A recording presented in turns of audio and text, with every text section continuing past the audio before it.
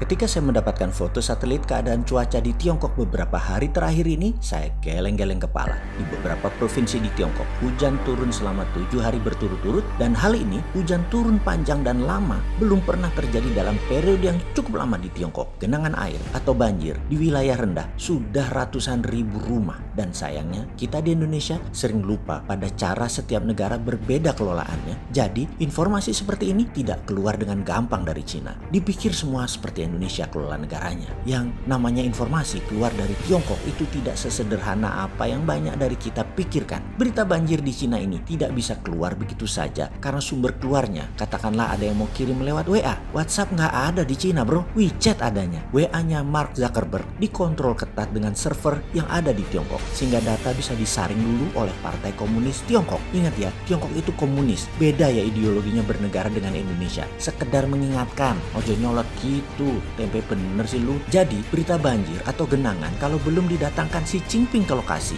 ngasih pertolongan, tindakan heroik pemimpin tertinggi tersebut nggak akan ada siarannya. Kepahlawanan suka menolong orang harus ditonjolkan terlebih dahulu. Sekarang pasti Departemen Penerangannya Tiongkok sedang buat skenario untuk siarannya ke seluruh dunia. Sekali lagi, Tiongkok nolong Indonesia gitu misalnya. Apapun deh, tanpa pamrih. Ya nggak mungkin lah, pasti ada udang di balik batu. Itu aslinya mereka. Yang paling mengerikan adalah di 3 bendungan besar, Three Gorges-nya Tiongkok. Kayaknya sudah di ujung daya tahannya deh. Makanya otak liar saya berkata, wih ini bahaya. Kalau Amerika hajar pakai drone satu saja bendungan, maka 15 provinsi bisa kena. 3 provinsi bisa parah kesapu tsunami air tawar. Termasuk Provinsi Hubei dan kota Wuhan bisa musnah. Biangnya coronavirus versi Amerika. Maka ketika ditelepon kemudian dengan teman saya dari negeri Paman Sam yang mengirim gambar tersebut, saya berkata, you guys made it? You bastard Amerika. Dan dia hanya tertawa. It's a dirty job but someone got to do it. Bener-bener asshole itu Amerika. Sahabat, paham maksud saya kan? Dalam tanda petik made it. Gini, sahabat tahu kan saya ini kan wong bodoh ngaku pintar. Jadi begitulah cara pikirnya wong bodoh itu. Kamu yang buat itu kan? Saya tanya. Itu sebenarnya bukan tanya sih, pernyataan saya. Karena kalau 30 hari terus dihajar hujan, bendungan tadi bisa jebol atau tidak dibuat dalam tanda petik 30 hari. Tetapi dengan kapasitas yang sudah memuncak, teknologi Cina 20 tahun yang lalu tersebut pasti bisa jebol juga itu bendungan. Atau ditembak drone, jebol juga itu bendungan. Dan urusan mau 7 hari, 30 hari mengubah cuaca, Amerika punya HAARP.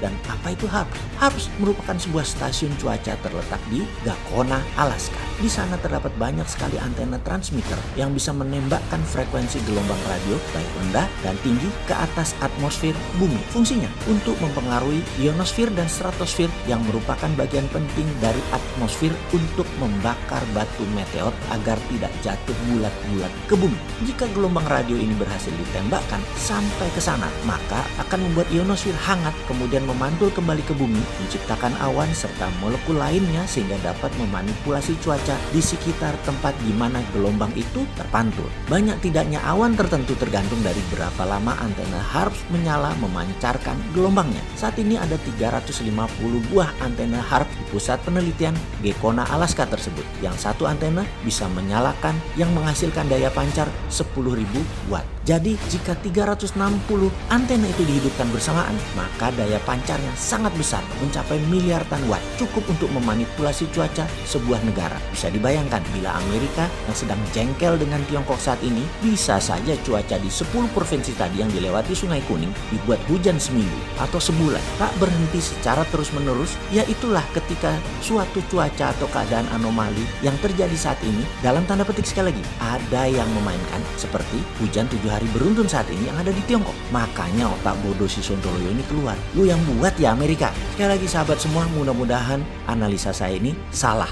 Hujannya tadi alami, seperti halnya alaminya corona saat ini. Juga semoga bendungan tidak jebol. Dan semoga paham bahwa apapun data dari Tiongkok pasti dimanipulasi, itu juga salah. Tiongkok negara jujur, terbuka, demokrasi, bukan komunis lagi. Maaf ya, saya salah selama ini.